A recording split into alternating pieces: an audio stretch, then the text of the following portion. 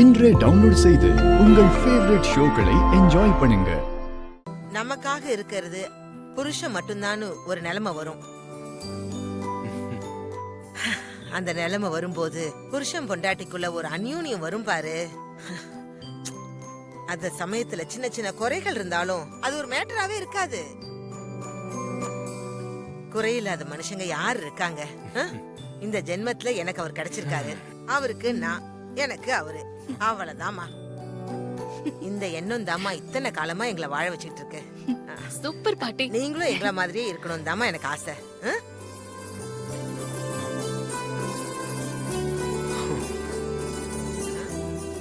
Hello, என்ன உன் முகமே மாறிடுச்சு? அதெல்லாம் ஒண்ணும் இல்ல பாட்டி.